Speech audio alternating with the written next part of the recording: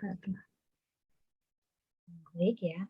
Alhamdulillahirrahmanirrahim. Wassalatu wassalamu ala asrofil anbiya wa mursalin wa ala alihi wa sahbihi ajma'in. Asyhadu an la ilaha illallah wa asyhadu anna Muhammadar Rasulullah la nabiyya ba'da. Alhamdulillah segala puji dan syukur kita panjatkan kepada Allah Subhanahu yang telah mempertemukan kita pada malam yang berbahagia ini. Mari kita panjatkan salam dan salawat kepada Nabi besar Muhammad, keluarganya, para sahabat, dan orang-orang yang terus istiqomah berjuang berdakwah sampai hari kiamat. Ustazah, terima kasih telah hadir ya di acara rutin kita di pengajian Bunda Khadijah.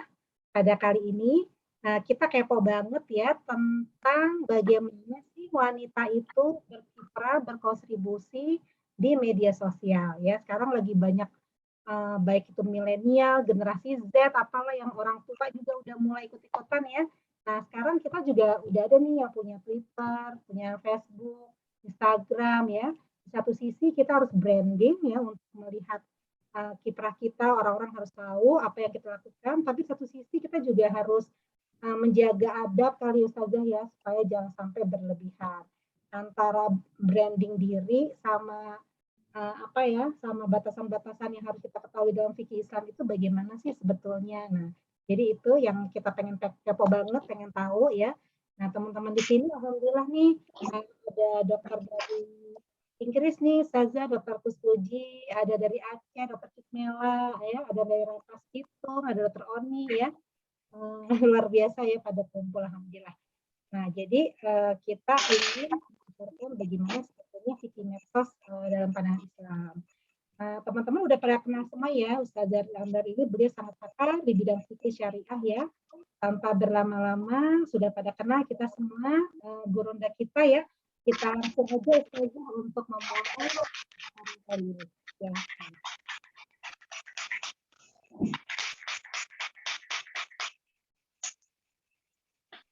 Teman-teman di mute dulu ya suaranya.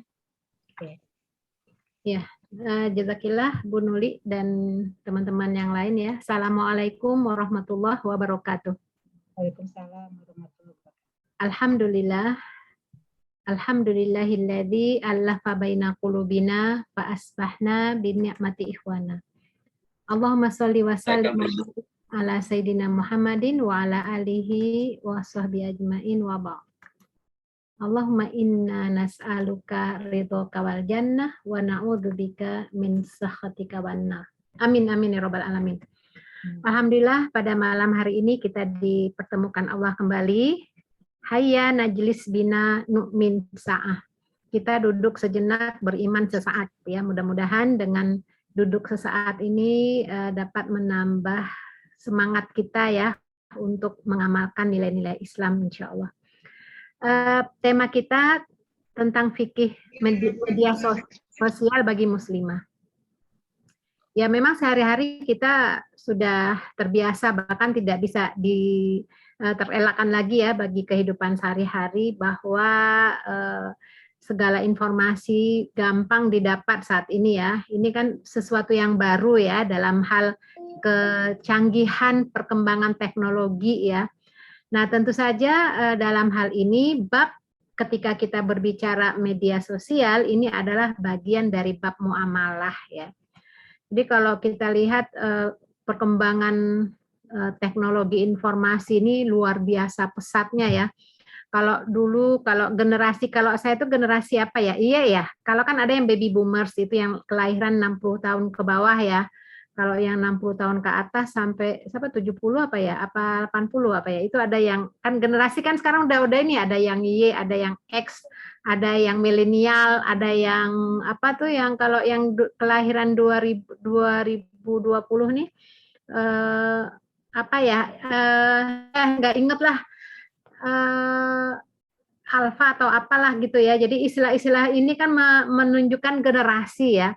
Nah, kalau di generasi saya itu dulu tuh sekitar tahun 80-an itu yang mungkin teman-teman pernah punya pager ya, pager, enggak HP kayak gini. Jadi inilah berkembangnya media saat ini tuh luar biasa dahsyat banget ya. Bahkan kalau kita lihat nih, kalau ketinggalan gadget ya atau Android kita itu kayak separuh jiwa kita hilang. Coba deh ya. Bahkan kalau kita evaluasi diri kita ya, terkadang kita lebih banyak megang Android kita ketimbang Al-Quran atau apalah ya. Tapi kita bahaslah ini dari sisi fikih ya. Seperti apa Islam memandu dalam hal muamalah ini ya.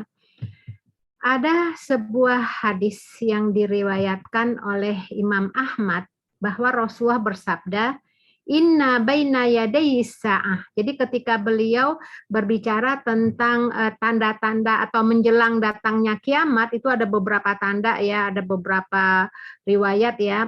Misalnya di antara inna min asyratis sa'ah, tanda-tanda kiamat itu adalah ayat surat tujar misalnya. Jadi ada beberapa lah ya yang disebutkan oleh Nabi. Nah, yang menariknya ini kan hadisnya panjang. Di akhir di antaranya bahwa tanda hari kiamat itu adalah zuhurul kolam. Ya, zuhurul kolam ini tersebarnya kolam. Kalau kita terjemahkan secara tekstual, kolam itu artinya pena ya. Nah, ternyata Rasulullah SAW sudah memberikan gambaran secara umum yang sekarang kita alami. Kalau dulu hanya disebutkan menjelang datangnya kiamat itu tersebarnya pena, zuhur itu muncul, tampak ya. Jadi bermunculan atau zuhurul kolam. Nah, ini kan sekarang kita bisa tafsirkan nih. Zuhurul kolam ini tersebarnya informasi-informasi, tulisan-tulisan di media komunikasi ya, yang sedemikian masif.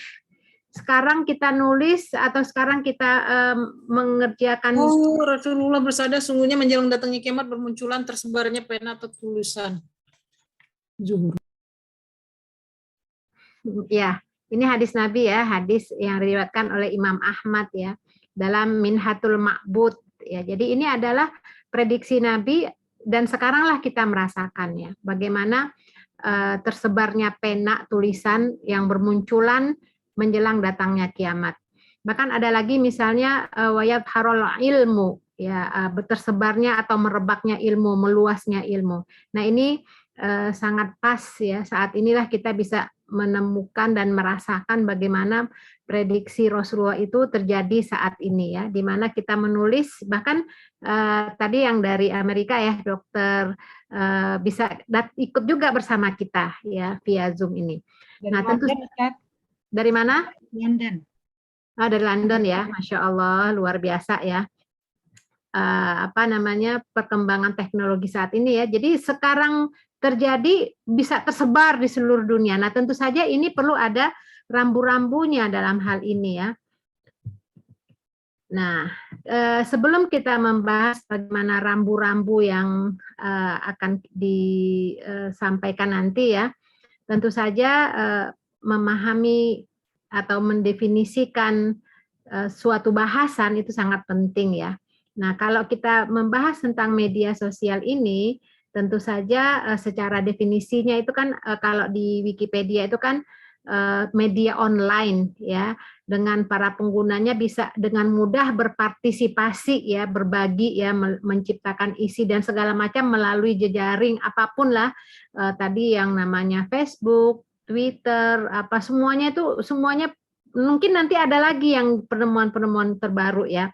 Nah, yang dipergunakan untuk menyebarkan berita-berita. Bahkan kita lihat ya, kadang-kadang tidak ada lagi yang bisa dirahasiakan saat ini. Semua isi hati, pemikiran, itu bisa tertuang. Orang bisa curhat ya dalam rumah tangga, yang rumah tangga sampai masalah kecil pun bisa tersebar misalnya ya.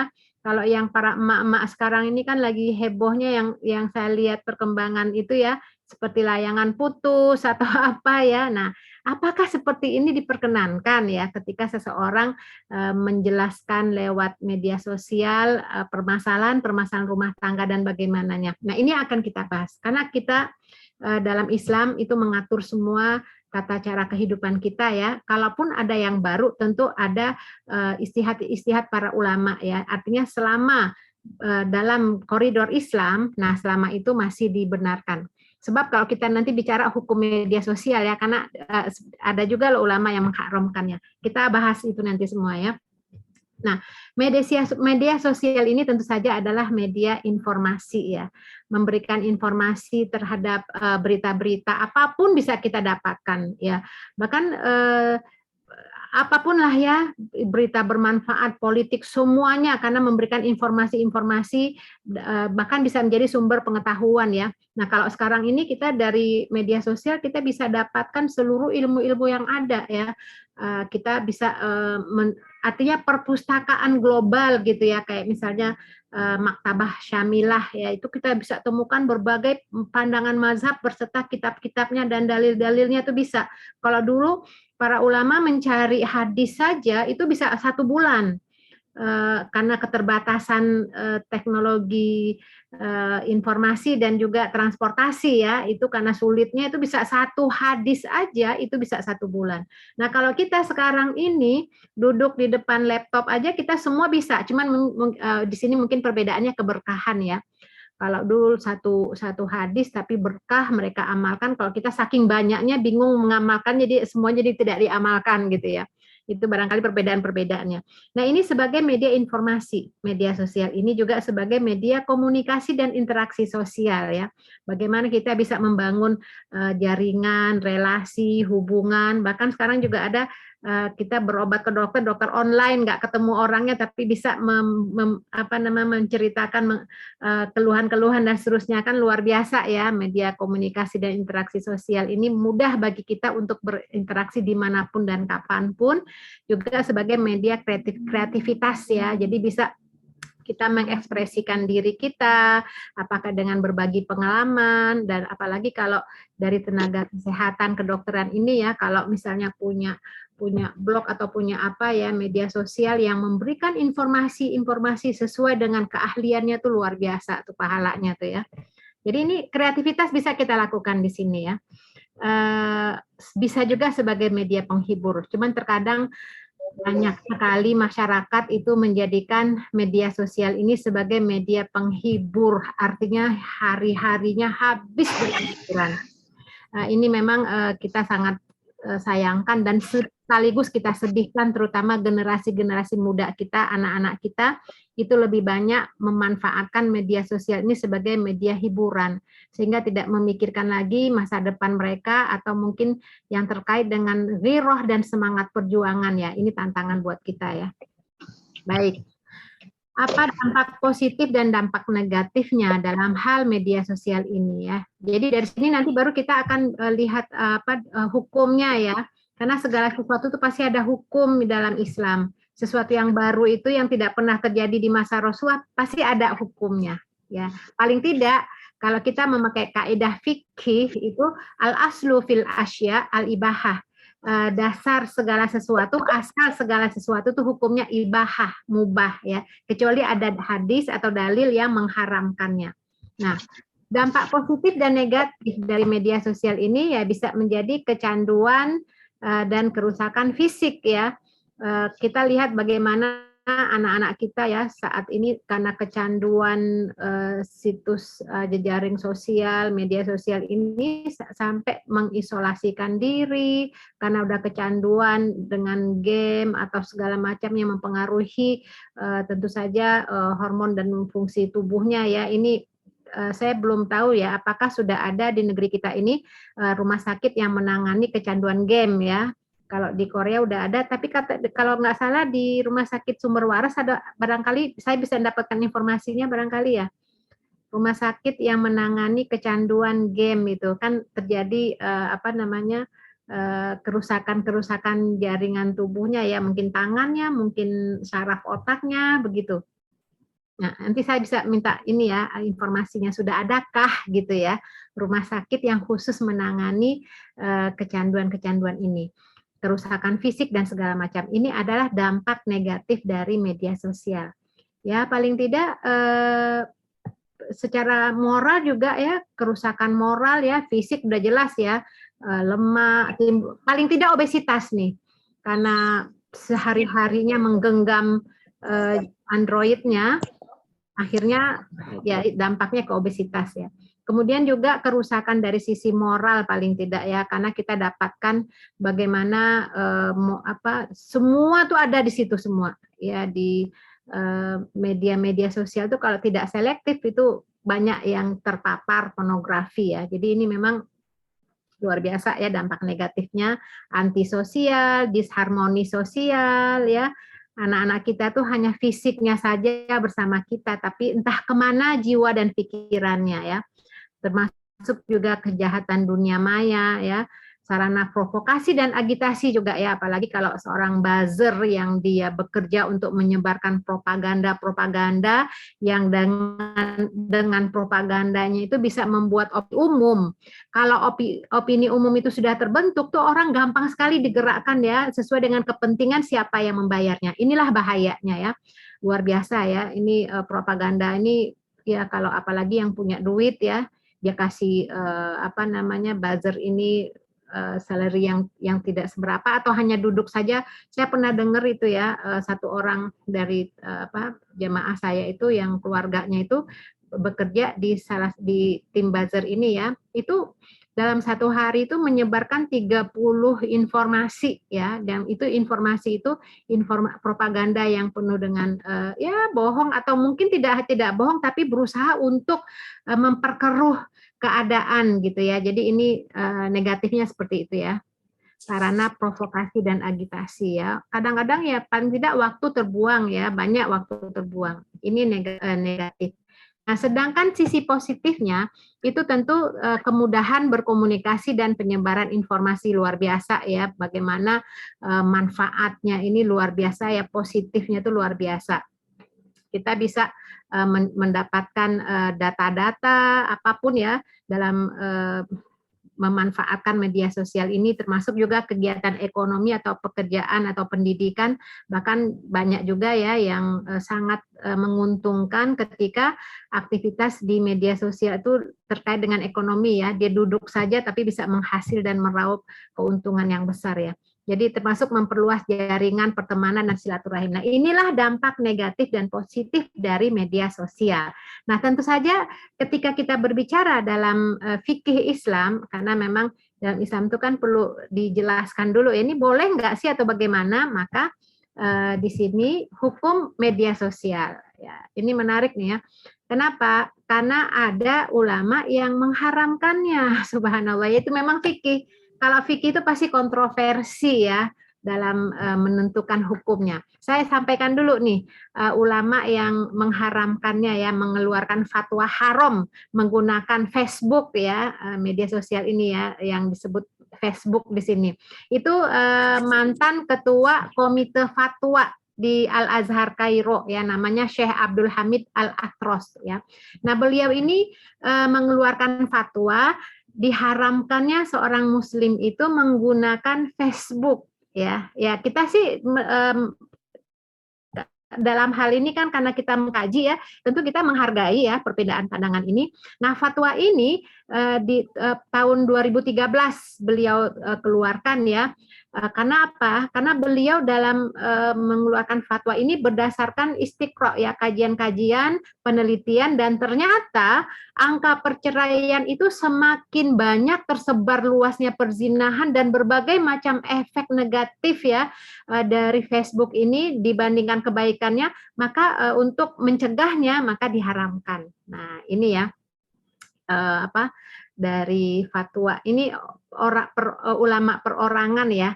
Nah, di kita di Indonesia itu sudah ada fatwa Majelis Ulama. Mereka ini Majelis Ulama Indonesia ini sudah mengeluarkan fatwa tahun 2017 ya, tanggal 13 Mei ya. Jadi ada beberapa rambu-rambu dan panduan yang saya juga sampaikan nanti di paparan saya ini. Jadi dalam menggunakan media sosial ini tidak hanya cukup dengan ilmu saja, tapi harus dibekali iman dan takwa. Jadi kalau kita berbicara media sosial itu sama dengan kita berbicara dalam hal apapun dalam kehidupan kita. Nanti akan muncul lagi penemuan-penemuan atau apapun bentuknya ya, selama kita berinteraksi di dunia ini, maka kita harus kaitkan, harus kita hubungkan dengan keimanan dan ketakwaan. Karena memang media sosial ini kan ibarat dua mata pedang ya. Kalau kita mampu menggunakannya dengan baik ya bisa bermanfaat, pasti banyak kebaikan yang kita peroleh ya, kebaikan tersebut. Tapi kalau kita tidak sertakan dengan iman dan takwa, itu yang ada malah kerusakan, yang ada malah keburukan atau kemaksiatan ya. Bahkan bisa jadi amal, bukan amal jariah lagi, tapi dosa jariah yang kita dapatkan tanpa kita sadari ya.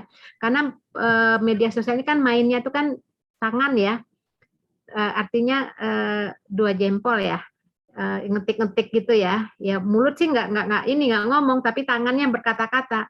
Makanya subhanallah ya, dalam surat Yasin, yauma yakhtimu afwahim, ketika kami kunci mulutnya, wa tashhadu arjulihim, aidihim, tangannya berkata-kata ngomong. Nah, ini di yaumil akhir nanti ketika kita dihisab, itu mulut kita tuh terkunci. Yang ngomong tuh tangan ya. Padahal kalau sekarang ini kita bisa secara tanda kutip tangan ngomong tuh ngetik gitu, nulis gitu ya. Itu kan juga sama dengan menjadi wakil dari lisan kita. Nah, itu akan bersaksi nanti apa yang telah kita tulis ya. Luar biasa ya. Jadi ditambahkanlah dengan iman dan ketakwaan dalam menghadapi sesuatu apapun yang terjadi dalam kehidupan ini ya. Nah, kita lihat ya, berdasarkan surat Al-Baqarah ayat 29, bahwa Allah lah yang menjadikan yang ada di bumi untuk kamu. Huwallazi khalaqalakum ma fil ardi jami'ah. Jadi apapun ya Allah ciptakan untukmu, tinggal kreasimu ya. Manusia itu harus berkreasi. Kalau dulu di masa Nabi belum ada pesawat ya, tapi sudah ada saat ini pesawat ya. Walaupun dalam Al-Qur'an itu para ulama berbeda tafsirnya. La tanfudu illa bisultan ya. Ya ma'syarul jinni wal insi ini stata'tum an tanfuzu min aqtaris samawati wal ard. Engkau tidak akan mampu ya menguasai bumi bumi ini, langit dan bumi ini, kecuali dengan sultan, kekuasaan. Nah, itu bisa ditafsirkan itu bisanya pesawat dan segala macamnya. Jadi intinya yang ada di bumi ini adalah untuk manusia. Nah, bagaimana manusia ini menggali potensi yang ada pada dirinya untuk bisa mengembangkan apa yang ada di bumi ini. Jadi ini hukum awal ya. Kemudian ada kaidah fikih al-aslu fil asya al-ibahah hatta yadulud dalil ala tahrim. Hukum asal segala sesuatu itu boleh ibahah kecuali ada dalil yang mengharamkannya. Jadi begitu juga dengan media sosial ini ya, dengan segala namanya, tata caranya, aplikasi dan segala macam yang ada dalam perangkat media sosial ini, maka hukumnya mubah. Nah, tapi tidak cukup hanya dengan ilmu saja, karena kita harus belajar juga ya, apalagi program-program sekarang nih, kalau kita nggak belajar ya kita bisa dikadali sama anak-anak kita. Anak-anak kita punya punya aplikasi atau program apa yang kita nggak tahu yang berbahaya untuk akhlaknya, ya kan kita harus belajar juga kan. Maka tidak cukup hanya dengan ilmu, tapi juga dibekali dengan iman dan takwa. Nah, ini hukumnya ya. Jadi mubah boleh. Tadi kalau Syekh Azhar tadi mengatakan haram, itu pandangan beliau ya. Di pandangan kita hukumnya boleh, tapi bekali dengan iman dan takwa. Ya. Nah, paling tidak pembahasan dalam mempergunakan media sosial ya, kalau kita judulnya bagi muslimah, tentu saja ya ada adab dan akhlak dalam mempergunakan atau berinteraksi di media sosial ini. Yang pertama tentu saja dalam setiap aktivitas kita. Jadi sebenarnya muamalah dalam hal ini apapun ya, akhlak dan adab seorang muslimah atau muslim itu dalam kehidupan sehari-hari, kehidupan nyata itu sama ketika bermuamalah dalam kehidupan dalam kehidupan di dunia medsos ini sama aja. Ya, cuman yang bedanya kan yang bisa nyata gitu ya, ini kan tidak, virtual ya, sama. Intinya yang penting tidak melanggar ketentuan agama, dan satu lagi, kita negara hukum, tidak melanggar undang-undang, karena sudah ada undang-undang ITE itu ya, yang nomor 11 tahun 2008 ya. Nah, karena beberapa kasus kan ada teman-teman kita yang terjerat hukum ya, karena melanggar salah satu pasalnya, akhirnya dipenjara. Nah, itu sebabnya kita di sini jangan sampai melakukan pelanggaran ya. Nah, yang pertama dalam adab dan di media sosial atau di dunia nyata itu jelas niat karena Allah itu ikhlas ya. Innamal a'malu bin niat ya. Niat itu kan ruh dari semua amal ya. Apakah kita dengan perkataan, perbuatan, apapun, kalau tidak ada niat ikhlas karena Allah, semua kegiatan aktivitas yang kita lakukan itu menjadi amal salah, bukan amal soleh lagi. Jadi sia-sia. Ya, jadi kegiatan apapun orientasinya itu memang adalah karena Allah ya, karena memang inilah paling dasar hidup kita tuh seperti itu. Apakah dia akan berdampak pada perbaikan status diri kita di hadapan Allah atau tidak gitu ya. Jadi dalam berinteraksi di media sosial apapun, kadang-kadang kita dapat informasi dari WA atau dari mana lah gitu ya. Ini kayaknya bagus tapi ini gimana, terus kita langsung aja kita kirim ya. Nah, sebelum kita share itu berenung sejenak. Kenapa kita lakukan ini? Atau ketika kita mau mengupload atau ketika kita mau menulis status atau apapun yang akan kita lakukan mempergunakan media sosial, coba sebentar tunggu dulu, renungkan dulu. Ini kita lakukan karena apa? Ya, kan banyak juga ya kalau kita lihat misalnya ya ada yang memposting dia lagi ibadah, ya lagi apa gitu ya, lagi kita nggak bicara orang yang menilai, artinya kita memulai dari kita ya. Ketika kita mengupload sesuatu, niatnya apa nih? Ya, misalnya lagi ngumpul-ngumpul, ada makanannya difoto gitu ya, kemudian diposting atau apalah ya kegiatan-kegiatan pekerjaannya, misalnya sedang apa? Misalnya sedang kalau dokter gigi sedang mencabut gigi, ada pasien terus di selfie atau ada yang moto diposting gitu ya. Nah, itu terlepas dari apapun ya, kita sebagai yang melihat itu nggak boleh menilai. Ini prinsip dalam Islam. Nah, nudu'at qabla kulli syai'. Kita nggak boleh menghakimi orang, menjudge orang, menilai orang. Karena yang tahu masalah niat itu adalah dia dengan Allah. Kita nggak boleh menilai, sombong, ria, nggak boleh. Berarti kita menuduh ya, itu kan nggak boleh. Biarkanlah orang lain melakukan sesuai dengan niatnya. Kita bicara diri kita. Nah, ketika kita memposting sesuatu, niatnya apa dulu? Nah, ini penting sekali karena memang innamal a'malu binniyat. Makanya menurut Fudail bin Iyad, Fudail itu mengatakan amal yang terbaik di sisi Allah itu ada dua kriterianya. Pertama ikhlas ya, dilakukan karena Allah. Yang kedua benar. Benar di sini maksudnya tidak membuat madorot. Benar di sini maksudnya kalau dalam fikih itu sesuai dengan sunnah Nabi ya, artinya tidak menyimpang, penuh dengan kebaikan gitu ya. Nah, itu amal yang benar itu ya dua itu, ikhlas dan memang caranya sesuai dengan Islam ya.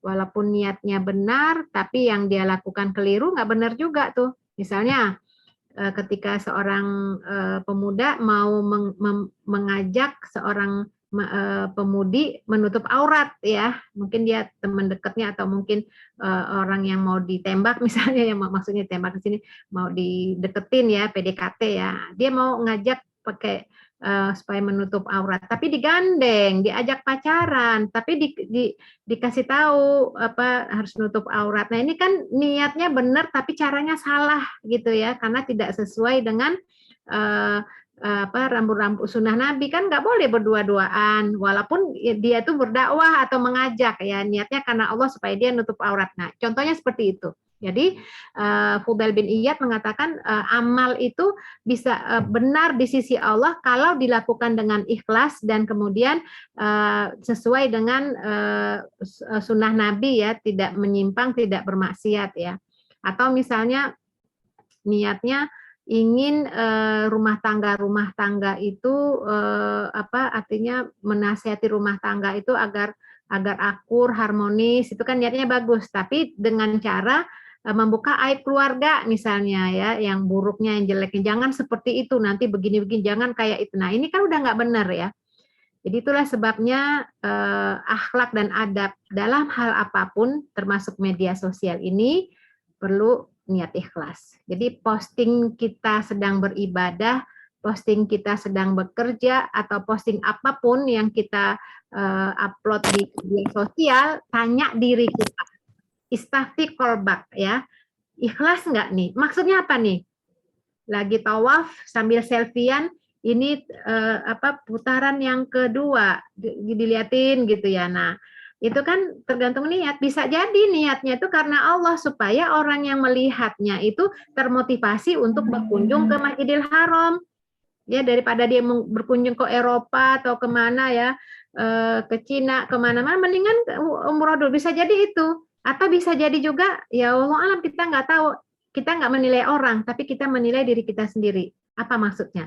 Kalau biar orang tahu aku ini sedang tawaf. Nah, itu terus itu riya kan. Nah, jadi ini yang pertama ya. Pastikan kita apapun yang kita lakukan itu karena Allah. Kemudian merasa selalu diawasi Allah, muraqabatullah. Ini tidak hanya pada saat di media sosial, tapi dimanapun, kapanpun, dalam situasi seperti apapun, dalam kehidupan sehari-hari. Ada rasa Allah mengawasi kita. Ya. Begitu juga ketika kita menulis status, ya, mengupload dan mendownload serta men-share apapun di media sosial, ya. Dalam surat Al-Infitor itu ya ayat 10 sampai 12 ya. Wa inna 'alaikum lahafizin kiraman katibin ya'lamuna ma taf'alun, ya. Banyak malaikat yang mengawasi kalian ya. Jadi malaikat tuh banyak yang mengawasi kita, mencatat semua amal perbuatan kita. Dia tahu apa yang kita lakukan. Nah, itu ya. Jadi kita ini bersama kita ini ada apa istilahnya tuh pengawas ya. Jadi di sini perlu kan sebenarnya iman tuh rasa ya. Ibu-ibu, teman-teman yang dirahmati Allah, iman tuh sebenarnya rasa. Rasa kita diawasi. Nah, hadirkan rasa itu. Walaupun nggak ada orang gitu ya, ini Allah melihat, kecuali mohon maaf ya kadang-kadang ada yang diganggu juga tuh sama apa namanya makhluk halus ya, kayaknya ada yang ngawasin, tapi yang ngawasin jin. Nah, itu segera diinikan ya, selalu diawasi Allah dimanapun kapanpun ya. Kemudian berharap pahala dari Allah, yaitu ihtisab ya. Jadi memang kita berharap ya, semua kegiatan-kegiatan kita, ucapan kita, kata-kata yang keluar dari lisan kita, apapun yang ditulis oleh jari-jari kita, semua kita berharap pahala dari Allah. Karena kita yakin semuanya ditulis rapi oleh malaikat raqib dan atid ya. Ma yalfidhu min qaulin illa ladaihi raqibun atid. Bahkan ucapan kita pun juga adalah ditulis oleh malaikat. Maka kita berharap pahala dari Allah, ihtisab ya. Ya kan, may ya'mal mithqala dzarratin khairan yarah wa may ya'mal mithqala dzarratin syarran yarah. Siapapun yang mengerjakan kebaikan sebesar zarah itu pasti akan mendapatkan balasannya. Begitu juga yang mengerjakan kejahatan sebesar zarah itu juga akan mendapatkan balasannya. Inilah yang disebut dengan ihtisab ya, berharap hanya pahala dari Allah ya. Baik. Kemudian dalam hal bermuamalah di media sosial ini tentu saja wajib ini apa namanya, saya banyak mengambil dari termasuk fatwa MUI itu ya, wajib berlandaskan keimanan dan ketakwaan. Jadi jangan sampai naudzubillah min dzalik ya, seperti hutan belantara yang luas gitu ya, kita berbuat apapun naudzubillah min dzalik, misalnya seorang muslimah yang dia mempertontonkan auratnya ya, memperlihatkan naudzubillah bagian tubuhnya yang payudara atau apanya, naudzubillah min dzalik, ini sangat menyedihkan ya. Maka ketika bermuamalah di media sosial landasan iman dan ketakwaan, pasti ada rasa takut kalau itu keliru ya. Apalagi beberapa waktu yang lalu itu ada apa namanya pandangan ya, mengatakan nggak boleh tuh mengupload bagian dalam tubuh manusia karena sama seperti membuka aurat gitu ya. Nah, ini menarik juga nih kalau yang profesinya dokter kandungan ya. Kan kadang-kadang dengan niat karena Allah ingin memberikan ilmu ya kepada masyarakat itu kan kadang-kadang kondisi hamil diperlihatkan, bahkan dibuatkan videonya bagaimana kondisi melahirkan gitu ya, keluarnya bayi dari vagina. Nah, kayak begitulah ya. Nah, ini memang menarik nih. Satu sisi ini adalah ilmu, tapi dari sisi lain ini adalah aurat mughalladhah gitu ya, yang nggak boleh dilihat oleh siapapun kecuali suami. Nah, yang kayak begini deh. Jadi kalau ada landasan keimanan dan ketakwaan itu aurat yang aurat mughalladhah itu tidak diekspos. Kalau untuk pembelajaran beda lagi ceritanya ya. Ini kan seperti hutan belantara, nggak jelas siapa yang melihat dan menonton. Nah, kalau itu dilihat oleh anak-anak yang gejolak syahwatnya itu sedang muncul tumbuh ya, itu melihat, nah uzubillah min dzalik ya.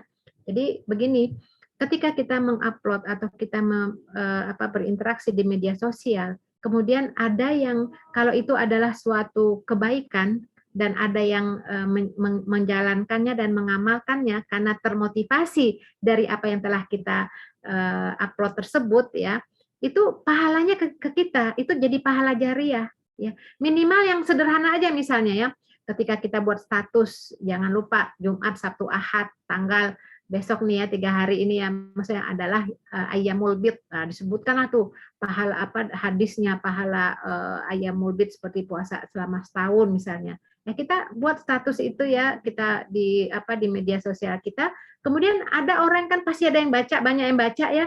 Bisa jadi di antara mereka itu termotivasi untuk teringatkan, oh iya besok ya Jumat, dan dia laksanakan itu pahalanya kita juga dapat, walaupun mungkin kita tidak berpuasa, ya.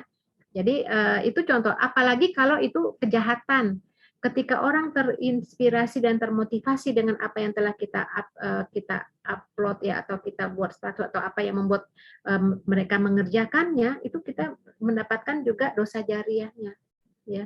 Jadi ini interaksinya harus dengan keimanan dan ketakwaan. Hati-hati sekali ya. Kemudian juga mesti ada unsur persaudaraan dan ukhuwah ya. Jadi jangan sampai dalam bermedia sosial itu ada luka goresan hati karena komen-komennya yang tidak mengenakkan, sehingga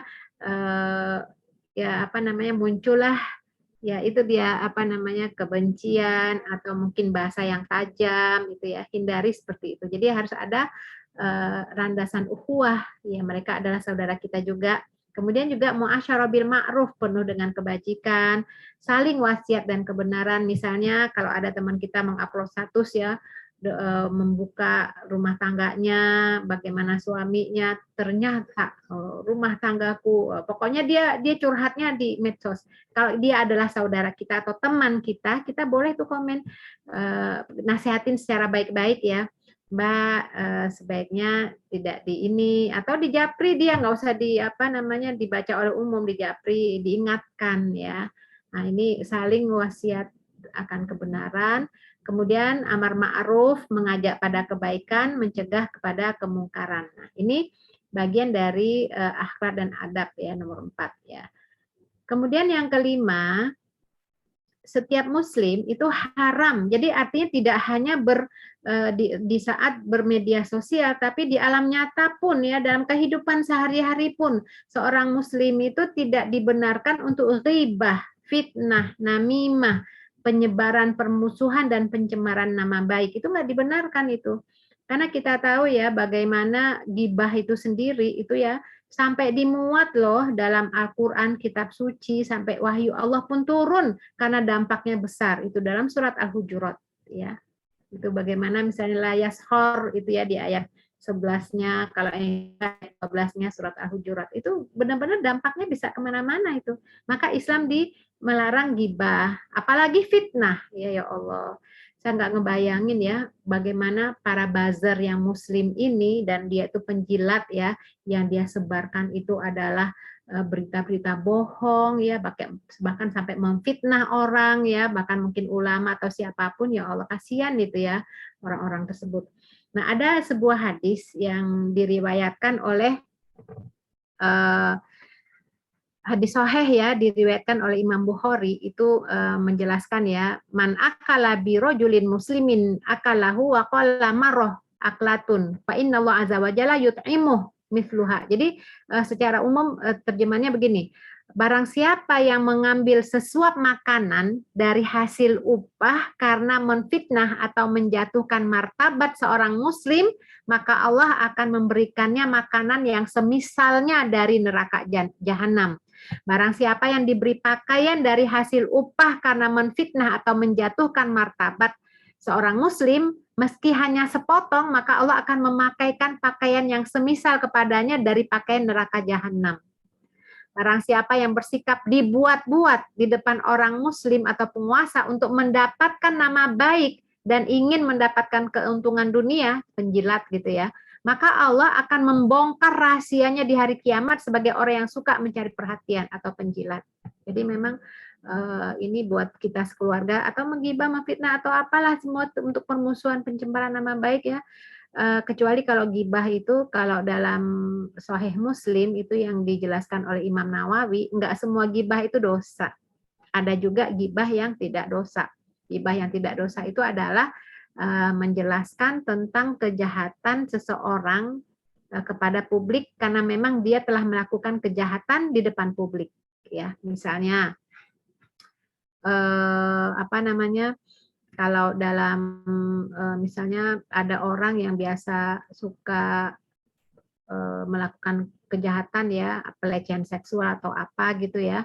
Nah, itu boleh kita kita beritahu yang lain jangan berinteraksi dengan dia karena dia nih. Misalnya kemarin itu saya dapat informasi ada seseorang yang sudah contoh deh sekarang nih yang terbaru nih ya di Bandung itu kan pesantren yang di boarding ya, tahfiz Quran katanya ya, itu telah melakukan melecehkan santrinya misalnya. Nah, kan itu kan artinya cuman memang perlu diluruskan ya, artinya jangan dulu diekspos sebelum perkaranya itu benar-benar terbukti di pengadilan.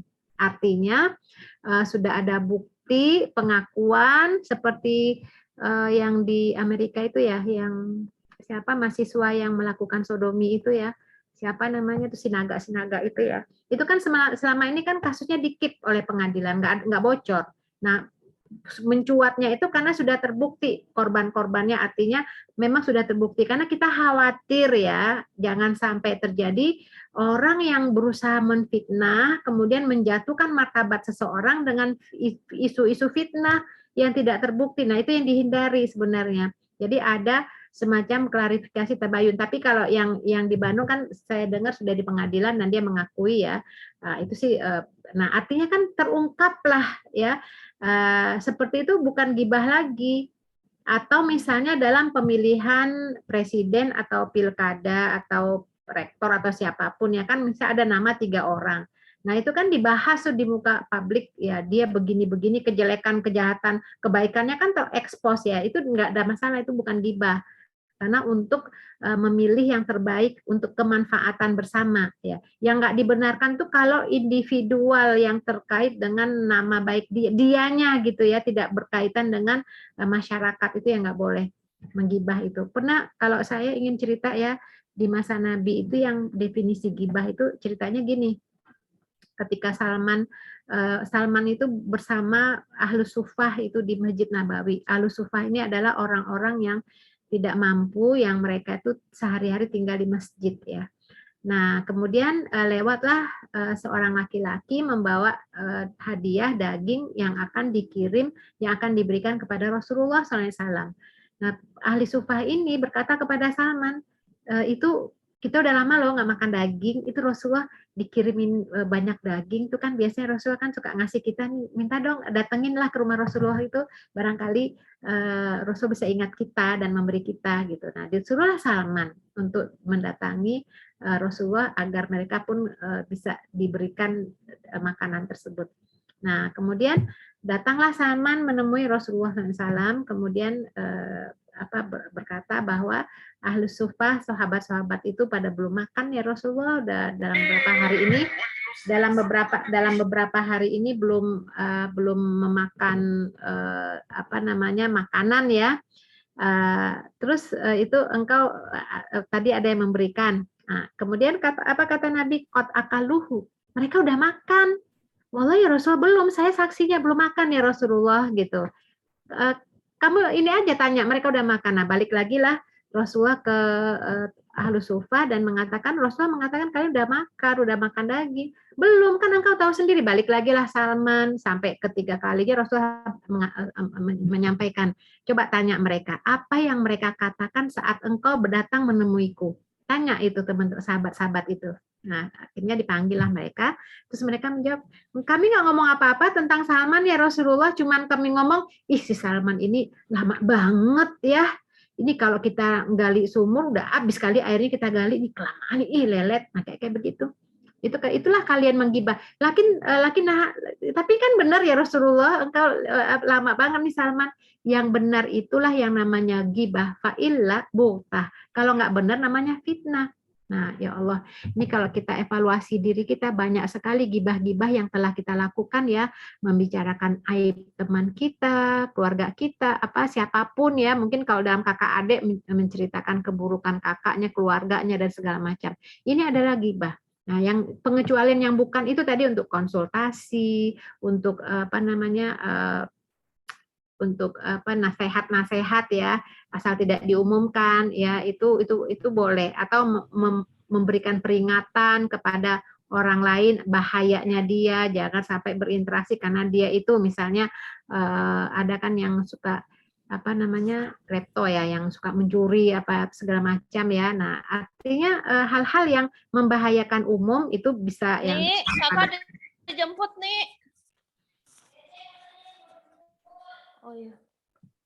Ya, jadi itu diharamkan ya. Nah, ini kadang-kadang di media sosial kita gampang sekali ya menghujat ya kasus-kasus. Termasuk ini loh ibu-ibu ya yang menggerebek pelakor misalnya kan di-upload, ini dia pelakor, ini dia nauzubillah min dzalik. Itu dalam Islam tuh jangan sampai itu terjadi ya. Ya, ini kan kadang-kadang begini. Dalam hati kita sebagai manusia, itu kalau sudah melihat kejelekan orang, itu label jelek itu sudah ada di hati kita. Kadang-kadang orangnya udah tobat, tapi kita sendiri masih mencap atau melabelnya jelek, itu masih kayak nggak terampuni, masih diingat terus. Nah, makanya dosa gibah itu bisa jadi besar di sisi manusia, tapi di sisi Allah kecil. Mohon maaf, dosa gibah itu bisa besar di sisi Allah, tapi di sisi manusia kecil. Kebalikannya dengan zina ya.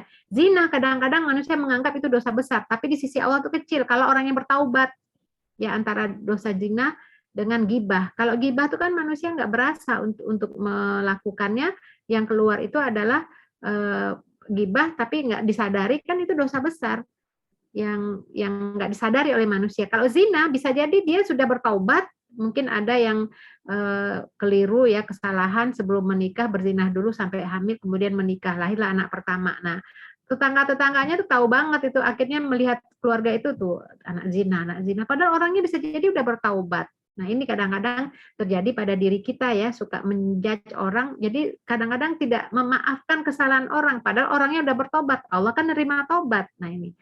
Jadi ini yang diharamkan muslim itu untuk gibah, namimah ya, penyebaran permusuhan, pencemaran nama baik, atau bullying.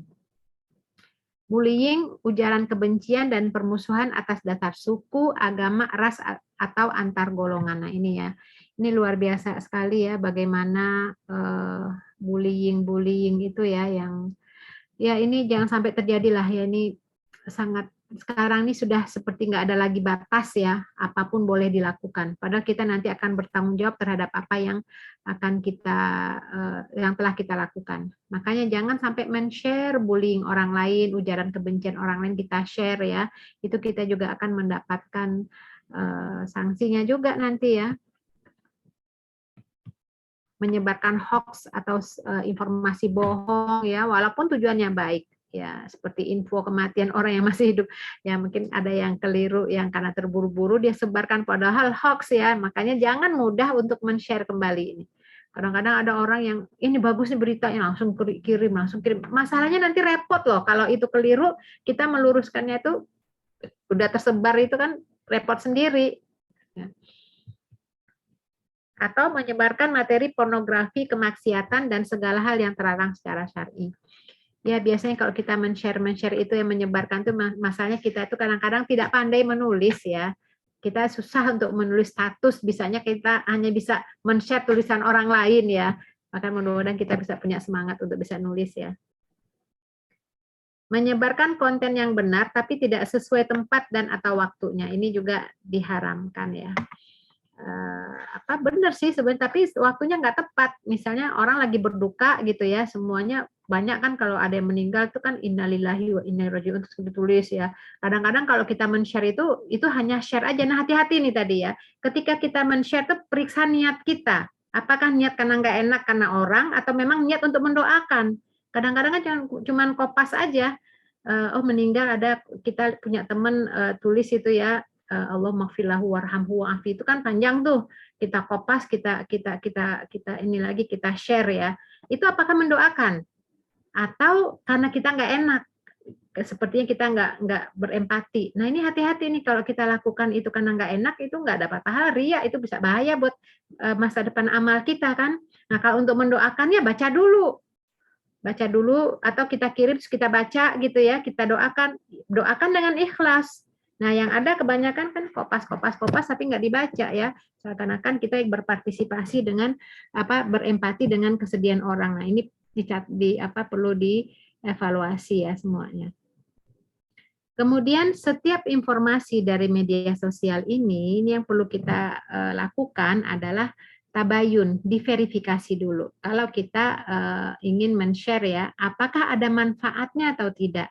Ya, jadi setiap informasi, bahkan kadang-kadang ya teman-teman, ibu-ibu, kadang-kadang kita men-share misalnya hadis Nabi ya, kemudian ditulislah di situ hadis soheh ya.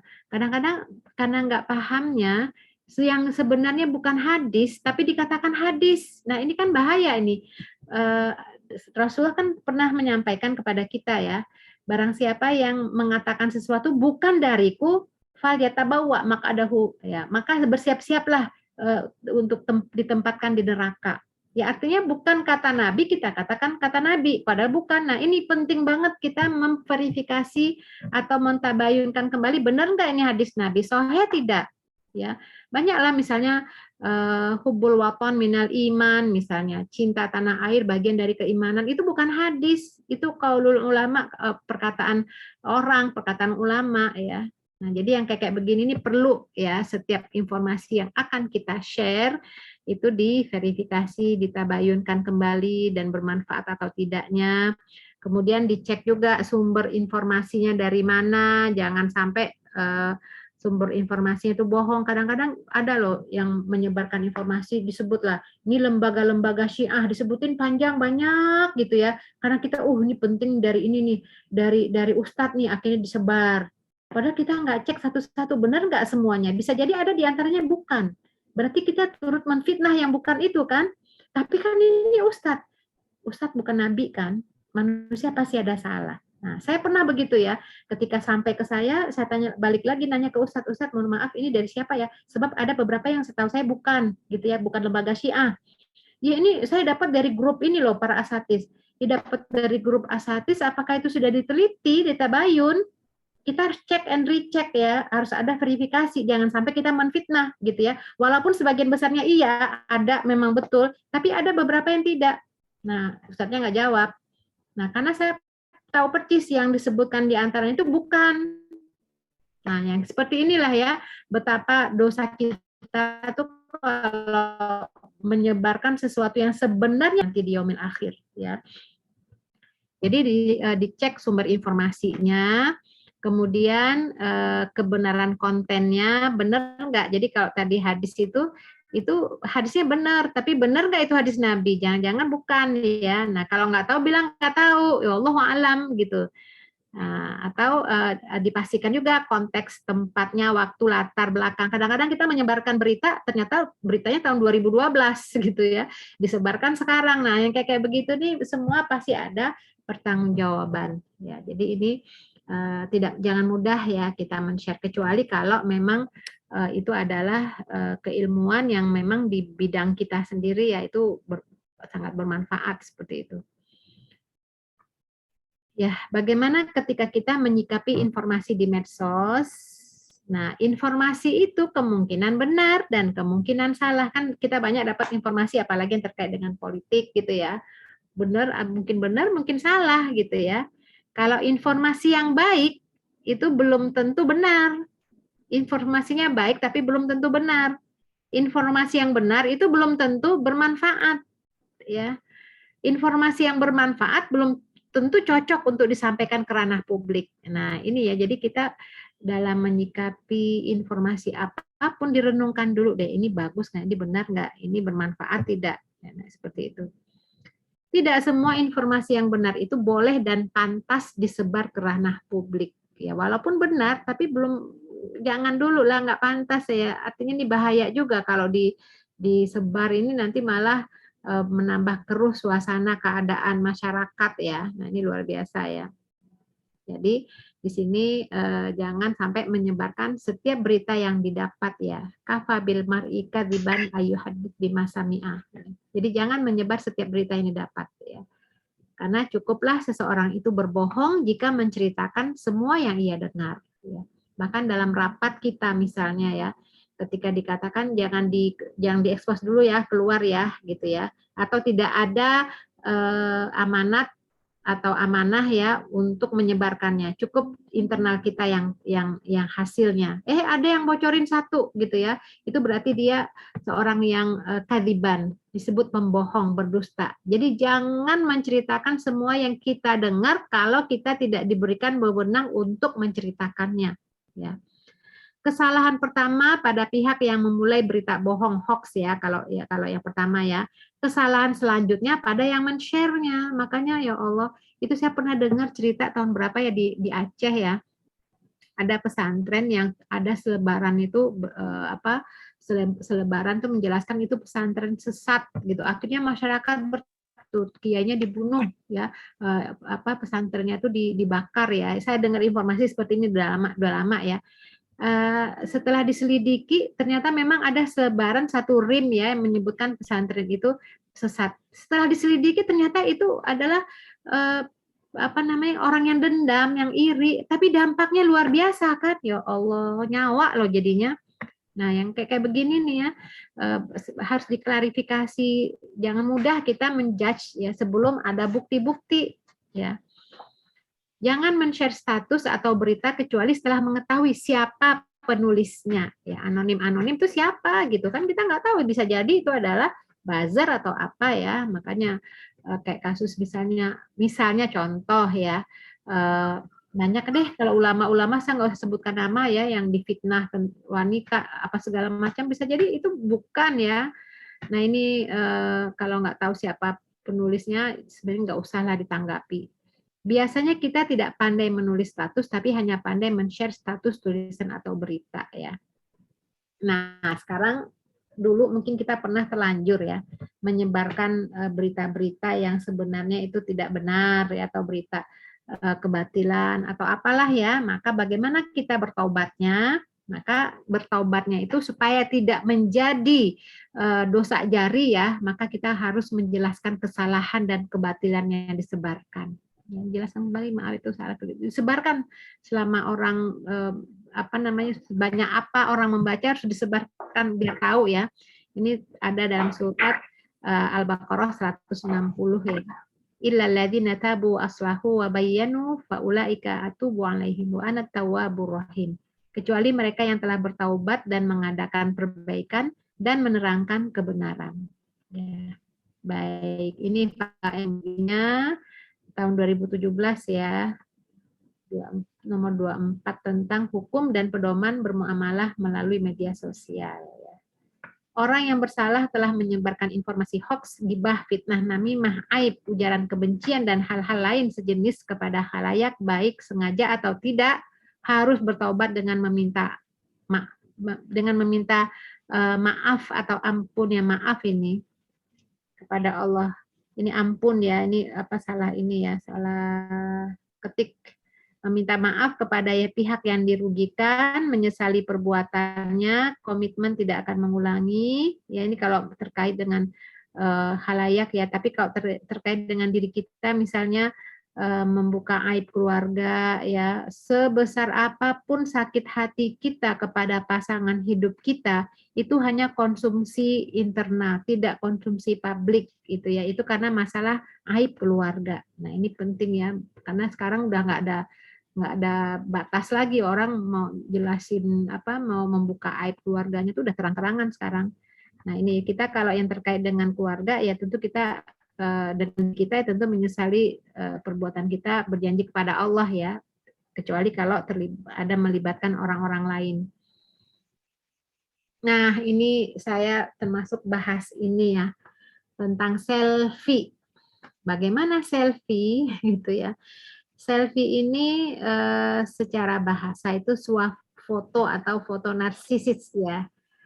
Jenis foto dengan cara potret diri yang diambil sendiri dengan menggunakan kamera digital atau ponsel cerdas. Kadang-kadang kalau anak-anak muda tuh dimonyong-monyongin bibirnya, mukanya diimut-imutin gitu ya.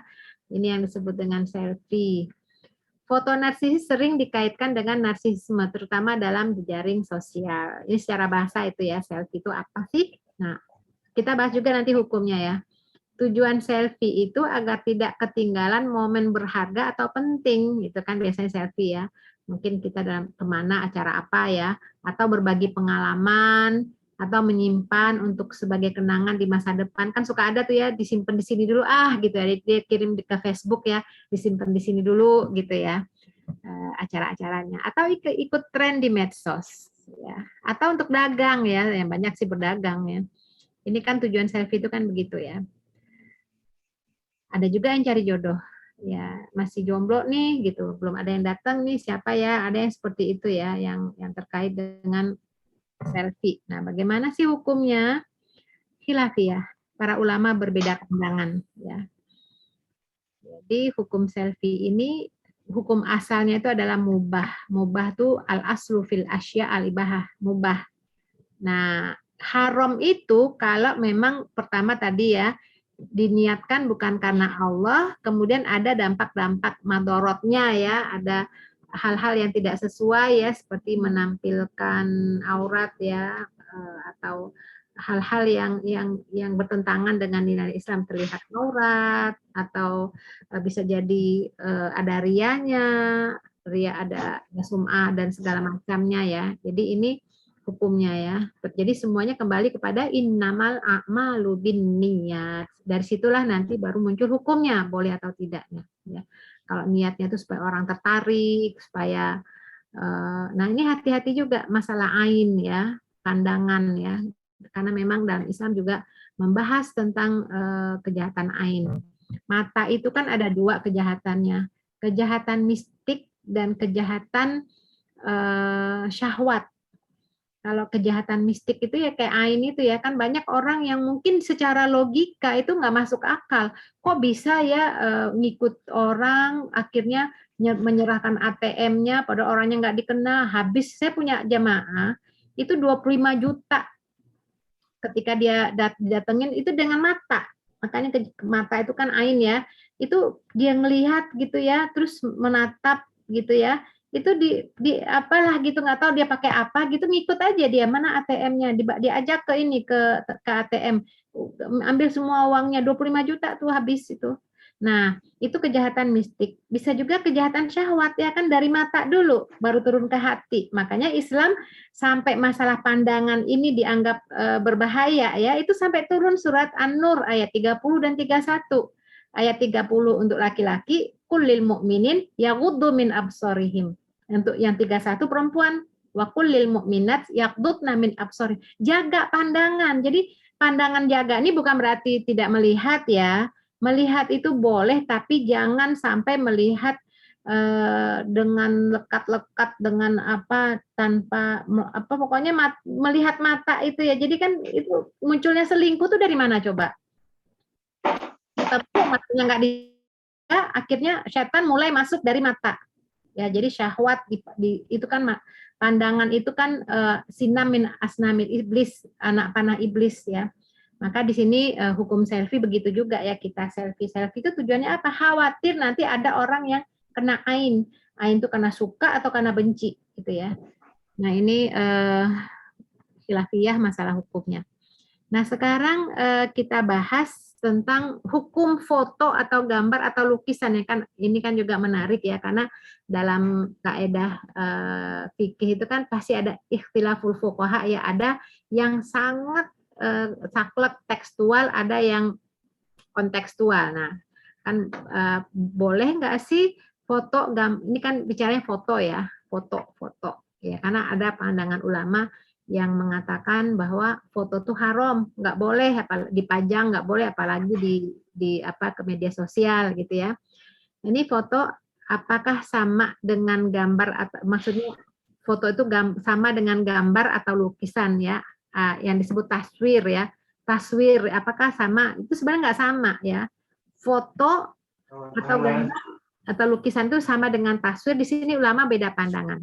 Jadi di sini ada yang menyamakan, ada yang tidak menyamakan, sehingga hukumnya pun berbeda. Ada yang mengharamkan, ada yang tidak mengharamkan. Ini kalau yang disebut foto ya.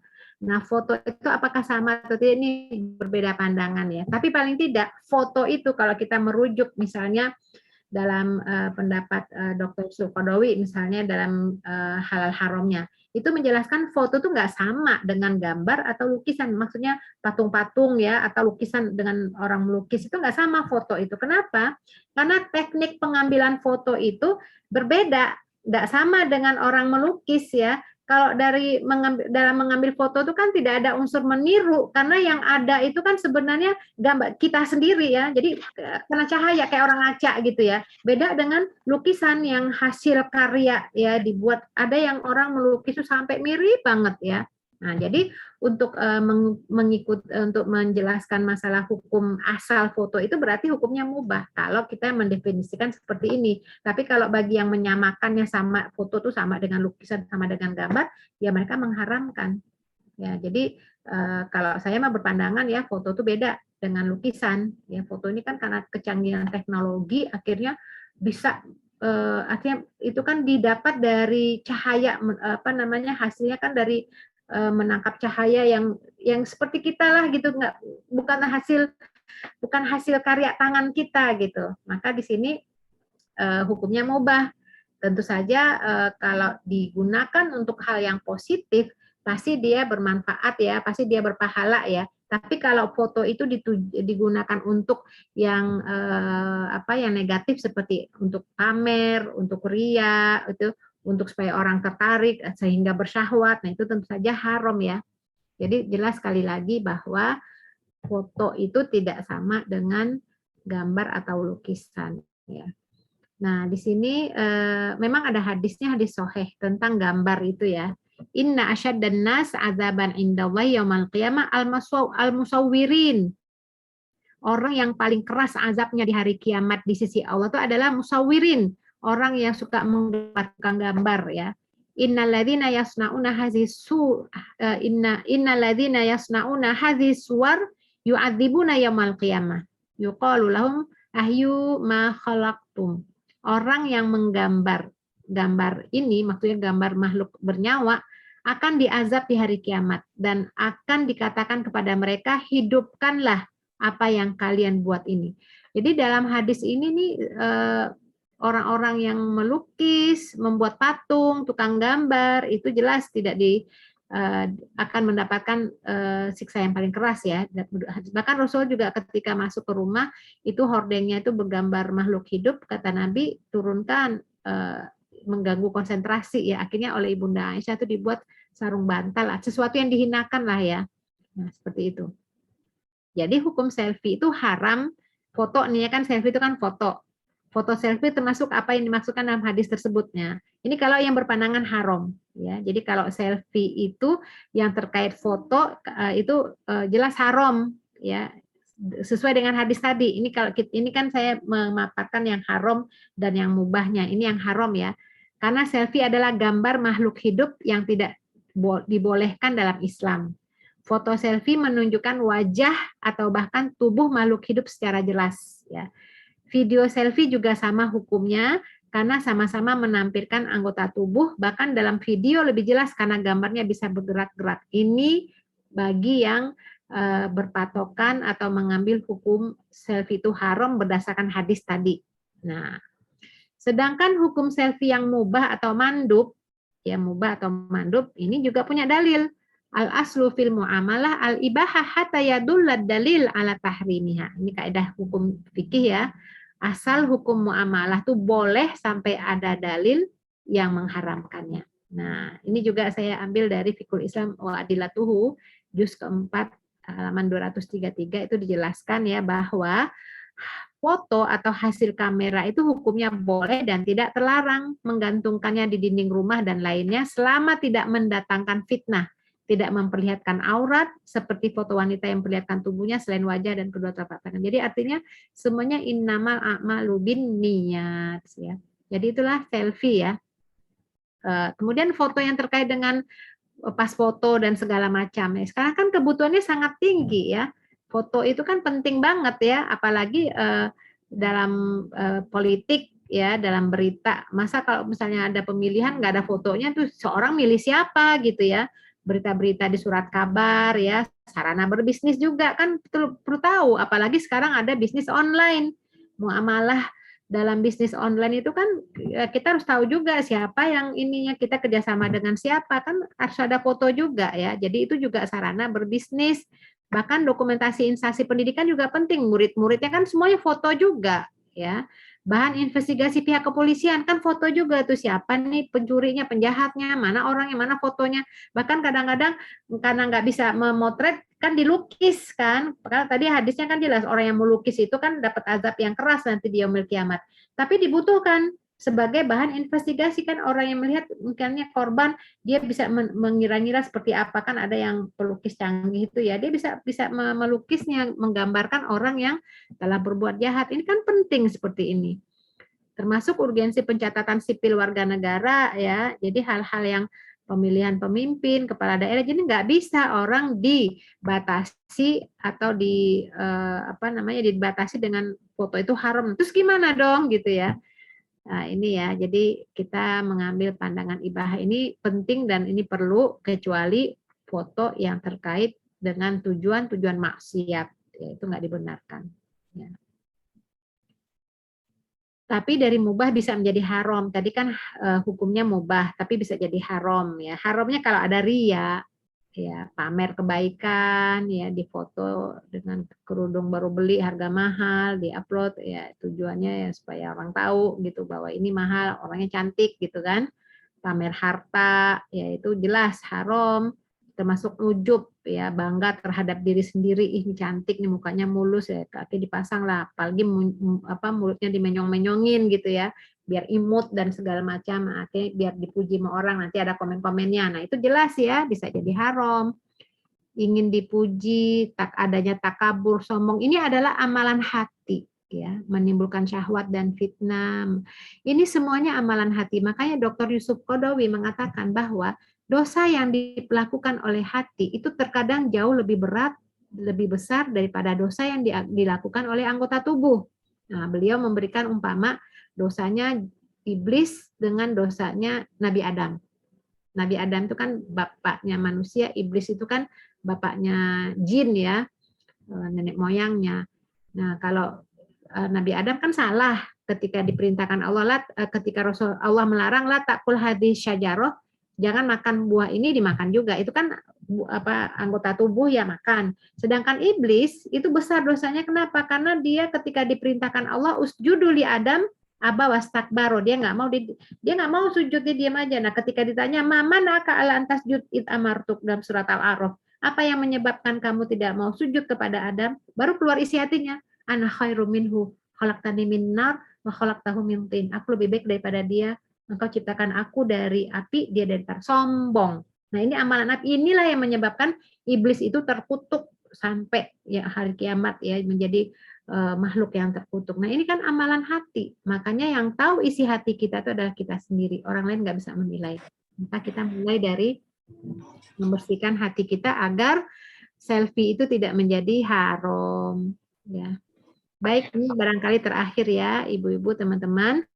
Allahumma inni a'udzubika min syarri ma amiltu wa min syarri ma lam a'mal. Aku berlindung padamu ya Allah dari keburukan yang telah aku perbuat dan keburukan yang belum aku perbuat ya. Ini juga hadis dari Rasul doa ya yang disampaikan oleh Umar bin Khattab ya. Rasul berdoa, Allahumma ja'al sariroti khairan min alaniyati wa ja'al alaniyati solihah. Allahumma inni as'aluka min solihi ma tu'tinnam minal mal wal ahli wal waladi ghairu dhalli walal mudil. Ya Allah, jadikan diam-diamku ini lebih baik daripada terang-terangku. Artinya batinku lebih baik daripada zohirku. Dan jadikanlah zohirku itu solehah, ya soleh. Ya Allah, sesungguhnya aku mohon kepadamu kebaikan apa yang telah engkau berikan kepada manusia. Baik harta, anak yang tidak sesat dan tidak menyesatkan. Wallahu a'lam bishawab. Ibu-ibu. Terima kasih Ustazah atas paparannya. Mungkin ada teman-teman yang langsung ingin bertanya. Raise hand. Oke, sambil menunggu yang langsung, ada dari Dr. Ika nih Ustazah. Assalamualaikum Ustazah, ingin bertanya. Baru hari ini dapat BC. Ini yang langsung Mas Japri ya. Di salah satu WAG yang berisikan wawancara dengan Kiai yang menikah 6 kali dan sudah menceraikan 2 istrinya karena sudah mendekati menopause dan beliau masih ingin punya anak. Hampir banyak teman-teman yang komen geram dengan pernyataan si Kiai. Bagaimana mencikapi BC seperti ini? Karena teman-teman di WAG majemuk, ada yang muslim, ada yang non-muslim. Terima kasih sebelumnya Ustazah. Broadcast maksudnya BC ya. Ya, ini kan kita kan taunya dari ini aja ya. Ini kan wawancara ya tentang kehidupan kiai itu. Nah, kita sebagai muslim itu mestinya no comment aja. Ya kan artinya itu kan hidup dia. Itu pun kiai itu adalah panutan ya. Cuman begini, yang panutan buat siapa ya? Kiai ini kiai yang mana ya gitu ya?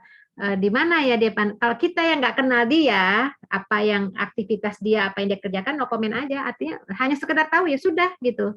Dia mau menceraikan istrinya, dia masih mau pengen punya anak, itu urusan dia dengan Allah. Kita urusannya apa gitu? Justru kalau kita komen, khawatir nanti komen-komen kita itu berdampak parah buat kita. Misalnya kita geram, dasar tua bangka nggak ini. Itu kembali ke kita. Buat apa? Kita nggak kenal dia. Justru yang untung tuh dia, kiai itu. Kita maki-maki dia, nanti di yaumil akhir kan dia merasa terzolimi, orang itu urusan dia gitu. Nanti kebaikan kita diberikan kepada kiai itu. Makanya sekali lagi, apapun yang terlihat terjadi yang terkait dengan persoalan individual orang tersebut secara pribadi, no comment aja. Kalau itu baik, kita bisa doa ya Allah, mudah-mudahan. Misal kita lihat ya bagaimana, misal contoh ya, misalnya ya, ini contoh aja. Misalnya kemarin meninggal Mang Odet ya, wali kota Bandung misalkan ya. Kan kita iri banget tuh ya. Di hari terbaik, dia dalam kondisi baik, bersuci dan segala macam. Kemudian itu kan informasi-informasi baik ya. Kita kan ngiri. Terus kita boleh nggak apa-apa, saya ngiri, pengen deh kayak gitu. Mudah-mudahan kita semua itu nggak ada masalah komen kayak gitu. Itu kalau itu kebaikan. Nah kalau kejahatan misalnya kasus kiai yang memperkosa, bukan memperkosa kayaknya kan, soalnya kalau memperkosa sampai melahirkan 2 kali, apakah itu gimana ya? Kan banyak kasus ya yang ada yang menyebutkan dia Syiah atau segala macam. Kita no comment aja deh. Masalahnya apa? Masalah kan kita nggak tahu benar atau tidaknya. Kalau memang di pengadilan mengatakan benar ya sudah, berarti ya kita doakan mudah-mudahan dapat hidayah, kasihan ya itu, mudah-mudahan mereka nanti mudah-mudahan jadi pelajaran buat yang lain. Jadi kita positive thinking, kita doakan mudah-mudahan nggak terjadi lagi. Nah begitu, jangan sampai memaki-maki orang tersebut. Kalau orang tersebut dia sudah dapat sanksinya, di penjara, bisa jadi dia taubat nasuha ya kan, Maha Pengampun. Innallaha ghafurur rahim ya. Bahkan ada ya di masa dulu itu 99 orang dibunuh oleh dia gitu. Masih mau taubat dia. Nah, ketika dia bertanya kepada orang yang salah gitu ya, melihat 99 nggak ada ampunan bagimu, dibunuh pula lah orang itu jadi 100. Tapi dia masih punya keinginan taubat. Dia nanya lagi kepada orang yang tepat, Nah, apa katanya? Jangan kamu tinggal di sini, Allah Maha Pengampun, pergilah jauh-jauh. Karena lingkungan. Nah, jadi artinya kita di sini sebagai pengamat ya, rasanya kalau komen-komen tuh jangan komen-komen yang menyebabkan rugi kita, amalan kita, apa namanya, pahala kita. Kita komennya itu harapan dan doa. Kita doakan mudah dapat hidayah, mudah-mudahan yang santri yang diberikan jalan keluar yang terbaik, mudah-mudahan ya tadi pemerintah memberikan hukuman yang setimpal, mudah-mudahan nggak terjadi lagi. Nah, artinya itu harapan-harapan itu ya. Jadi positif thinking terhadap ya, ini jadi cambuk buat kita. Jadi nggak boleh maki-maki. Bahkan saya pernah baca ya riwayat yang di hadis Tirmizi, orang yang mencela dan memaki saudaranya atas perbuatannya, suatu saat dia akan melakukan apa yang telah dia cela. Artinya dalam kehidupannya dia akan melakukan hal itu. Kalau dia mencela, menghina, memaki gitu ya, meremehkan, merendahkan orang lain, dia akan lakukan itu. Jadi saya melihat kadang-kadang ada benarnya juga, walaupun hadisnya dhaif ya, hadisnya itu dhaif. Tapi dalam kehidupan kadang-kadang ada orang yang suka meremehkan orang lain, melecehkan, dia perbuatan orang lain, kok suatu saat dia yang lakuin gitu. Ya misalnya contoh aja, misalnya ini pegang HP kayak autis aja, kayak HP itu Tuhan dipegang-pegang terus, nggak taunya yang ngomong itu dia sendiri pernah melakukan itu ya. Jadi intinya jangan pernah kita memaki, mencela perbuatan saudara kita. Kalau itu keliru, kita doakan mudah-mudahan diberikan hidayah, diberikan disadarkan begitu ya, dan kita bisa berlindung kepada Allah dari kejahatan-kejahatan seperti itu. Wallahu alam seperti itu ya. Jadi kiai-kiai kayak gini, wawancara kayak gini kita boleh dengar, tapi kita nggak usah maki-maki. Itu urusan dia dengan Allah. Kecuali kalau kita ada yang merugikan kita, atau ya Allah beri dia hidayah karena Islam tercemar karenanya, kayak gitu ya. Yes, kita bayangkan deh Bu Nuli ya, ada wartawan yang di orang Belanda itu ya, yang dia buat film fitnah itu ya, yang dia mendiskreditkan Islam. Ya akhirnya dapat hidayah kan dia.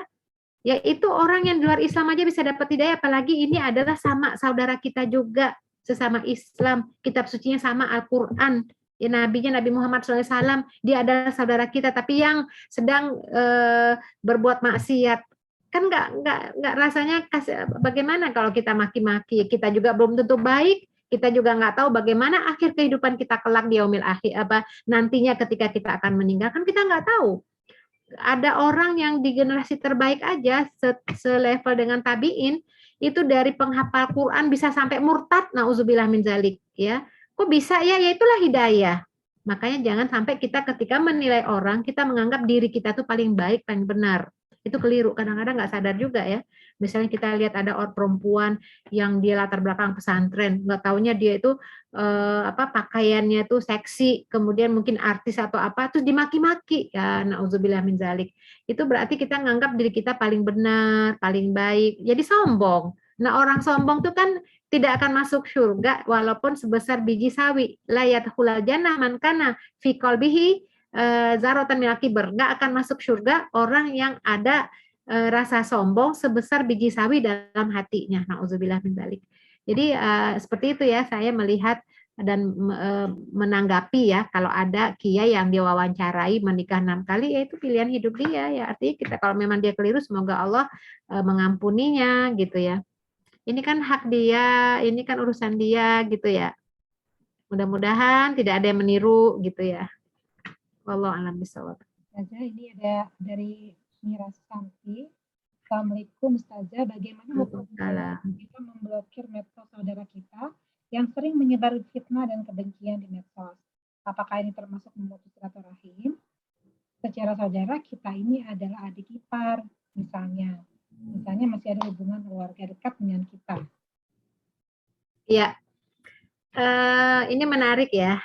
Kadang-kadang ini terutama nih biasanya kalau ada pemilihan-pemilihan tuh, jadi kan kadang-kadang pendukung siapa, dukung apa tuh kadang-kadang berbeda ya. Di keluarga saya juga pernah terjadi tuh, kita punya grup keluarga ya di WAG itu ya. Kita dukung ini, yang saudara itu dukung itu gitu ya. Jadi masing-masing ingin saling mempengaruhi ya. Nah, akhirnya di keluarga saya itu dia sendiri yang keluar gitu. Nah, ini kan pertanyaan seperti itu. Apa hukumnya kita memblokir atau kita keluar dari grup itu gitu? Apakah ini sama dengan memutuskan silaturahim? Nah, sekarang jawabannya adalah innamal a'malu binniyat. Semuanya kan tergantung niat. Nah, kalau kita niatnya saya tidak memutuskan silaturahim, tapi dalam grup ini saya tuh nggak bisa, nanti saya terbawa dengan dosa karena ini kan banyak fitnahnya, ini kan menyebarkan kebencian daripada saya tidak mampu untuk mencegahnya. Kan ada hadis ya, man ra'a minkum mungkaron falyughayyirhu biyadihi gitu ya. Kalau melihat kemungkaran harus dirubah dengan tangan itu artinya kekuatan, kekuasaan, pangkat, jabatan, pokoknya punya kekuatan lah. Nggak mampu dengan lisan, nggak mampu juga fabil qalbi wadzalika ataful iman, dengan hati didoakan, ya itulah selemah-lemah iman. Tapi ini kayaknya nggak bisa nih gitu, hati itu udah gondok, udah apa. Jadi diniatkan aja saya blokir saudara saya karena saya nggak mampu lagi untuk mengingatkannya. Tapi mestinya itu jangan diteruskan dalam arti sesungguhnya ya, nggak ditegur sapa, apalagi ini adalah adik ipar, ketemu buang muka, jangan begitu pula. Ketemu sih tetap bertegur sapa ya, itu kan hanya pada saat di medsos, bahkan kalau perlu diomongin, mohon maaf ya saya keluar gitu, itu lebih baik. Jadi artinya pamit lah gitu ya, jadi jangan sampai datangnya diundang, keluarnya keluar aja nggak ada pamit. Jadi sebaiknya itu ya, kembali kepada niat. Ya, Ustazah, satu lagi dari Mira juga, Mira. Satu lagi, Ustazah, bagaimana sikap kita jika di masa kita dapati ada ujaran kebencian, bahkan menghina agama Islam dan Rasulullah SAW. Apakah kita boleh komen atau biarkan dan blokir? Ya, nah ini memang penting ya. Ketika ada ujaran kebencian, apalagi menghina agama Islam, itu kan jelas ya. Dalam surat Al-Ahzab juga dijelaskan ya, orang-orang yang membela itu kan, jadi gini, itu kan kemungkaran, itu kan bentuk fitnah. Ada 3 cara nih kita bisa lakukan ya, artinya semua tergantung dari posisi kita di mana. Kalau kita memiliki kekuatan ya, misalnya kalau dia kan mewakili pemerintah, adukan dia ke polisi atau apa, kan orang-orang yang menyebarkan ujaran kebencian kan juga terkena undang-undang ya. Jadi itu kita harus lakukan itu dengan berbagai cara atau mengajak yang lain lah sampai orang itu diadili ya. Kemarin kan yang siapa yang kece-kece itu ya, yang Muhammad Kece itu kan akhirnya dipenjara. Dan itu bagus. Jadi artinya orang-orang yang berusaha untuk memenjarakannya sesuai dengan setimpal dengan apa yang dia lakukan, terserah nanti apakah nanti pengadilan mau memberikan hukum, itu nanti dia bertanggung jawab dengan Allah ya. Tapi yang penting kita sebagai umat Islam berhasil menjebloskannya. Itu adalah itu amalan yang baik ya, pahala lah ya, itu berusaha untuk membela agama Allah, itu bagus ya kalau yang bisa begitu. Tapi kan nggak semuanya bisa punya ya, artinya nggak mungkin semuanya bisa seperti itu. Nah, maka dengan lisannya apa, yaitu komennya apa, bisa komennya itu bukan komen menghina pula atau mencaci, berarti samaan ya. Komen itu adalah menjawab apa yang telah dia sampaikan itu yang tidak benar itu, yang dia bilang misalnya apalah, atau mungkin kemarin itu ada kiai siapa namanya tuh saya lupa, yang jelas Rasulullah juga tidak merasa dirinya benar, itu si Allahumma sholli ala Muhammad, siapa Bu, kiai saya lupa deh namanya, saya juga pernah lihat ini di video itu ya. Nah, yang kayak begitu bagaimana caranya kita untuk bersikap ya, kita ini kalau kita mampu memiliki hujah, kita bikin komen-komen. Jadi jangan pernah memberikan komen itu adalah caci maki dan segala macam. Ya, artinya kita berusaha menghindari caci maki itu ya, tapi kita berusaha untuk menjelaskannya, apa yang dikatakan keliru dan segala macam itu yang bisa kita lakukan dengan lisan. Nggak bisa juga, kita nggak punya kekuatan, nggak punya akses, nggak bisa juga membuat hujah dalam hati. Ya Allah, beri dia hidayah. Kalaupun sudah benar-benar keterlaluan, ya Allah, aku serahkan dia padamu. Artinya terserah Allah mau diapain kayak dia gitu ya, supaya dapat yang setimpal. Nah, seperti itu. Jadi ini ujaran-ujaran kebencian menghina agama itu ya memang kita harus berbuat ya, berbuat itu di antara 3 itu. Jadi jangan hanya tidak peduli diam. Kalau kita mendengar, melihat, kemudian nggak komen apapun di hati juga nggak mendoakan, nggak ada imannya kita. Justru adanya iman itu ketika kita merespon ya, apakah dengan usaha, dengan lisan atau dengan hati ya. Kalau yang sulit itu mungkin nggak bisa apa ya, hati aja ya Allah, mudah-mudahan cepat ditangkap.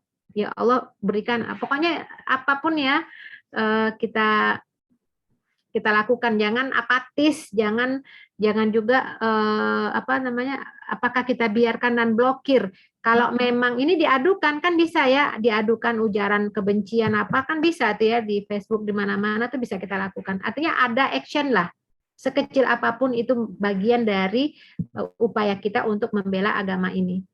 Blokir jadi boleh-boleh aja Ustazah ya kalau kita udah nggak ini ya. Ini kan blokir boleh, blokir apalagi kalau sampai kita bisa bikin komen ini nggak benar nih, saya mau saya blokir aja, artinya boleh gitu dengan ucapan menunjukkan kita nggak suka gitu, bisa juga. Ya. Ustazah dari Dr. Fahmi, apakah ya ayat apa yang tadi Ustazah yang sombong itu, yang mungkin masalah yang jin tadi ya Ustazah ya? Yang mana? Yang tadi yang masalah sombong itu ayat itu yang tentang orang sombong itu ayat. Oh, yang tidak masuk surga yang ada di hatinya sebesar biji sawi itu ya? Ya. Itu hadis. La yadkhulul jannah man kana fi qalbihi zaratan minal kibr. Itu di hadis itu. Kalau yang surat yang Quran tentang yang sombong itu tentang yang itu ya Al-A'raf ya Ustazah ya, yang ada jin. Oh, yang apa tuh, yang iblis yang mana nih?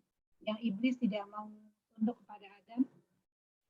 Oh iya, kalau yang iblis yang tidak mau tunduk pada Adam itu memang surat Al-A'raf.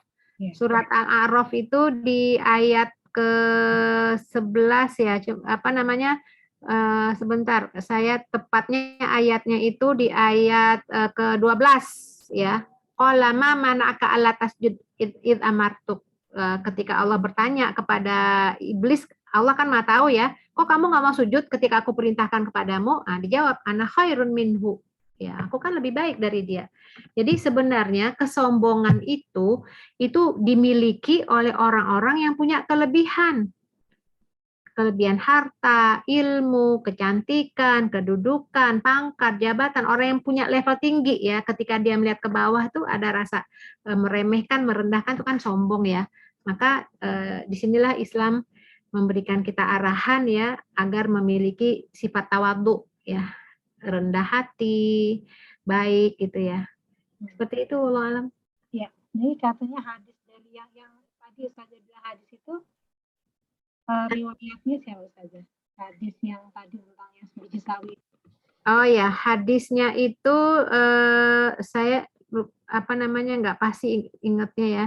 Nanti saya ini kan deh, saya kirim deh apa namanya hadisnya ya, riwayat siapanya ya. Hadisnya insya Allah sahih kok. Ini satu lagi Ustazah terakhir. Assalamualaikum Ustazah, status atau postingan kita tergantung dari niatnya. Bagaimana kalau dari sisi orang yang melihatnya, misal mereka jadi berpikiran kalau postingan kita itu sombong.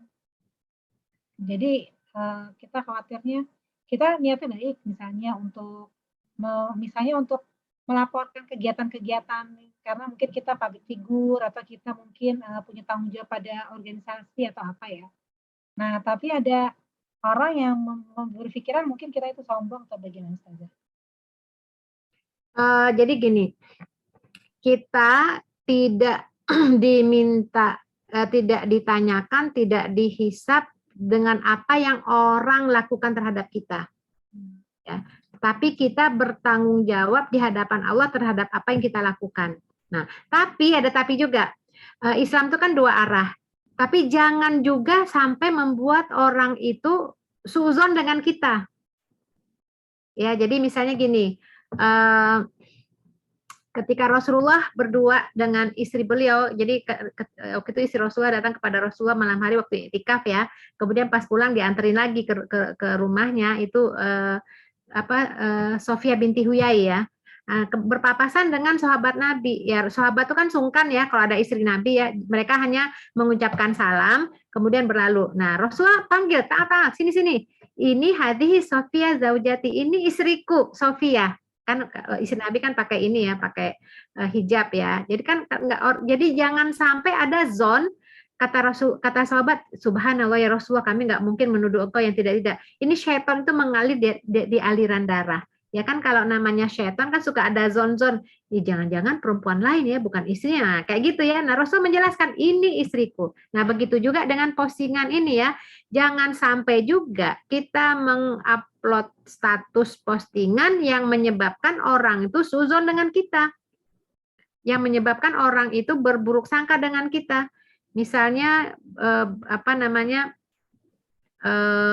kita di helikopter apa gitu, misalnya seakan-akan kita naik pesawat pribadi gitu ya, misalnya contoh ya, itu kan kalau nggak ada keterangan nanti orang menduga sombong banget nih. Kita jelaskan ini sebenarnya ini kita lagi diajak, artinya untuk menjelaskan bahwa ini bukan bagian dari kesombongan sebagaimana yang diduga. Nah, itu penting ya, jadi memberikan keterangan, jangan biarkan orang menduga-duga gitu ya. Oh ya, tadi hadis yang ini saya sudah ketemu, hadis riwayat Imam Muslim. La yadkhulul jannah man kana fi qalbihi mithqala dzarratin min kibr. Tidak akan masuk surga yang di dalam hatinya terdapat kesombongan walaupun sebesar biji sawi. Hadis sahih riwayat Imam Muslim. Baik, ada lagi mungkin terakhir yang mau nanya langsung? Oke. Kayaknya udah nggak ada ya, Ustazah. Baik, terima kasih Ustazah atas penjelasannya, luar biasa ya. Semoga kita terhindar dari sifat sombong dan melewati batas tadi yang diharapkan. Terima kasih atas kehadiran Ustazah dan teman-teman yang hadir di pengajian Bunda Khadijah. Kami sekali lagi mengucapkan jazakillah khairan katsira Ustazah atas kehadirannya. Semoga Allah memberikan balasan yang lebih banyak ya Ustazah ya. Gak bosan-bosannya Ustazah ya datang ke tempat kami ya. Baik teman-teman, mari kita tutup dengan baca istighfar. Astagfirullahaladzim.